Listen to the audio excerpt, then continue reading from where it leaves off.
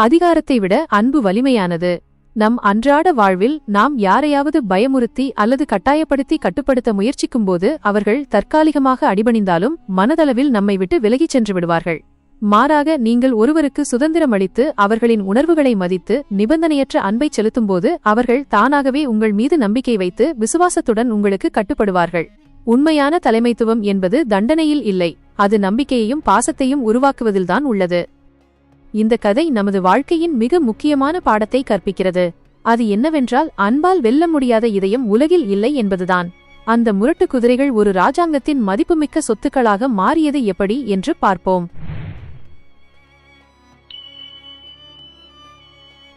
பல்லாயிரக்கணக்கான ஏக்கர் பரப்பளவை கொண்ட நீதியை நிலைநாட்டும் ஒரு தேசத்தை ஆண்டு வந்தார் ஒரு மாமன்னர்.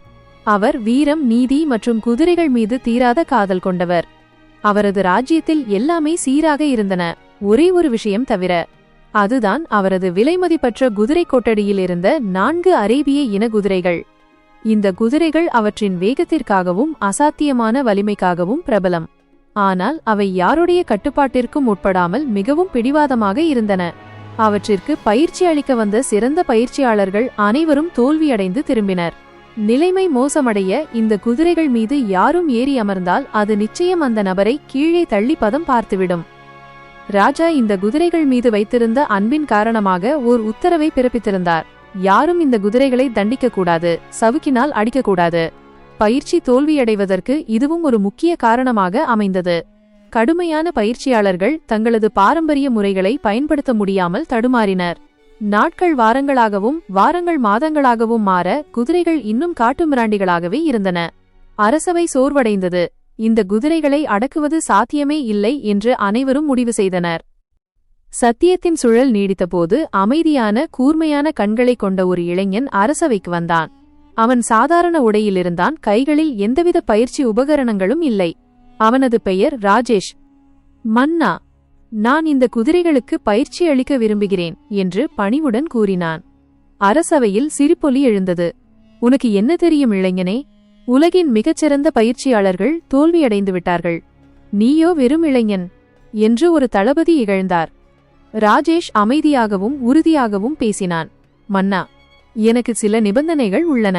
இந்த குதிரைகளுக்கு பயிற்சி அளிக்க எனக்கு 1 வருட காலம் தேவை. மேலும் இந்த குதிரை லாயத்தில் எனக்கு தேவையான அனைத்து வசதிகளும் செய்து தரப்பட வேண்டும். எல்லாவற்றிற்கும் மேலாக நான் அந்த குதிரைகளுடன் மட்டுமே இருப்பேன். நான் அவற்றோடு உண்ணவும் குடிக்கவும் உறங்கவும் வேண்டும். யாரும் 1 வருடத்திற்கு என்னையும் குதிரைகளையும் பார்க்க வரக்கூடாது. வித்தியாசமான இந்த வேண்டுகோளை கேட்டு ராஜா வியந்தார். ஆனால் தோல்விகளை தவிர வேறு வழியில்லை என்ற நிலையில் அவர் ராஜேஷின் நிபந்தனைகளுக்கு ஒப்புக்கொண்டார். ராஜேஷ் குதிரை லாயத்திற்குள் நுழைந்தான். முதல் நாள் மற்ற பயிற்சியாளர்களைப் போலவே குதிரைகள் அவனிடமிருந்து விலகி ஓடின. ஆனால் ராஜேஷ் சவுக்கை எடுக்கவில்லை, அதட்டவில்லை. அதற்கு பதிலாக அவன் தரையில் அமர்ந்து குதிரைகள் கொண்டு வந்த புற்களை தானும் உண்டான். அவற்றை சாப்பிடுவது போல நடித்தான். அவன் மெதுவாக அவற்றிற்கு தண்ணீர் கொடுத்தான். அவற்றின் உடலை தேய்த்து விட்டான், சுத்தப்படுத்தினான். அவன் ஒரு சாமியாரைப் போல வாழத் தொடங்கினான். தினசரி சடங்கு. ஒவ்வொரு நாளும் ராஜேஷ் குதிரைகளுக்கு சிறந்த உணவை வழங்கினான். அவற்றின் தோலை மென்மையாக தேய்த்து கொடுத்தான்.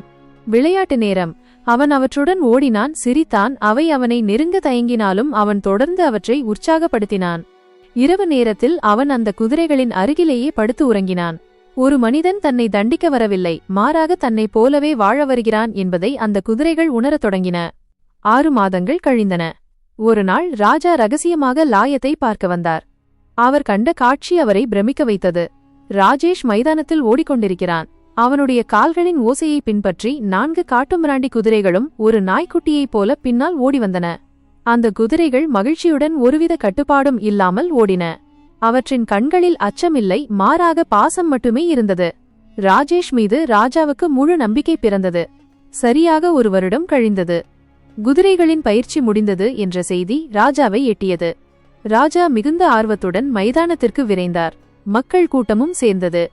ராஜேஷ் 4 குதிரைகளையும் ஒவ்வொன்றாக ஓடி காண்பித்தான். ஒரு காலத்தில் சவாரி செய்பவர்களை தூக்கி எறிந்த குதிரைகள் இப்போது ராஜேஷை சுமந்து கொண்டு மைதானத்தில் உற்சாகத்துடனும் மிகுந்த வேகத்துடனும் சீராக ஓடின. அந்த 4 விலங்குகளின் வேகமும் கட்டுப்பாடும் ராஜேஷின் பிணைப்பும் அரசவை சபைக்கே ஓர் ஆச்சரியமாக இருந்தது. ராஜா ராஜேஷை அழைத்து உணர்ச்சிவசப்பட்டு, எத்தனையோ பேர் முயற்சி செய்தும் தோல்வியடைந்தார்கள். இளைஞனே, நீ என்ன மந்திரம் செய்தாய்? இந்த கடினமான சாதனையை நீ எப்படி முடித்தாய் என்று கேட்டார். ராஜேஷ் பணிவோடு சிரித்தான். மன்னா, நான் இந்த பிராணிகளுக்கு பயிற்சி அளிக்கவில்லை. நான் இவற்றோடு வாழ்ந்தேன். நான் என்னைப் போலவே வாழ அவர்களுக்கு சுதந்திரமளித்தேன். என்னுடன் இருப்பதற்கு நான் அவர்களை கட்டாயப்படுத்தவில்லை. ஆரம்பத்தில் அவை என்னை வெறுத்தாலும் நான் அவற்றின் அருகிலேயே இருந்தேன்.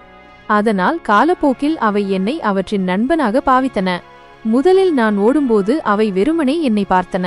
ஆனால் ஒரு சில நாட்களில் என் மீதுள்ள பாசத்தால் அவை என்னை பின்தொடர்ந்து ஓடத் தொடங்கின. பிறகு நான் மெதுவாக அவற்றின் மீது அமர முயற்சித்தேன். ஆரம்பத்தில் சில முறை என்னை அவை கீழே தள்ளின. ஆனால் நான் தொடர்ந்து அவற்றின் மீது அன்பு செலுத்தி பழகியதால் பிறகு அவை என்னை தள்ளவில்லை. இன்று அவை என் பேச்சை கேட்கின்றன. ஏனென்றால் நான் அவற்றின் ராஜா அல்ல, அவற்றின் நண்பன். ராஜாவின் கண்களில் நீர் வழிந்தது. ராஜேஷின் புத்திசாலித்தனம் மற்றும் மனிதநேயத்தின் முன் அவர் தலைவணங்கினார். உடனடியாக ராஜேஷ் குதிரைலாயத்தின் நிரந்தர அதிகாரியாக நியமிக்கப்பட்டான். நீதி கருத்து, மோரல் ஆஃப் தி ஸ்டோரி. இந்த கதை ஒரு சிறந்த வாழ்வியல் பாடத்தை போதிக்கிறது. அதிகாரத்தை விட அன்பு வலிமையானது. நம் அன்றாட வாழ்க்கையில் நாம் யாரையாவது கட்டாயப்படுத்தும்போது அல்லது பயத்தின் மூலம் கட்டுப்படுத்த முயற்சிக்கும்போது அவர்கள் நம்மை விட்டு விலகிச் செல்கிறார்கள். ஆனால் நாம் அவர்களுக்கு சுதந்திரம் கொடுத்து அவர்களின் உணர்வுகளை மதித்து உண்மையுடன் அன்பு செலுத்தும்போது அவர்கள் தானாகவே நம்முடன் இணைவார்கள். ஒரு மிருகத்தை கூட கட்டாயப்படுத்தாமல் அன்பின் மூலமும் நம்பிக்கையின் மூலமும் நாம் வெல்ல முடியும் என்றால் மனித உறவுகளில் அன்பு எவ்வளவு சக்தி வாய்ந்தது!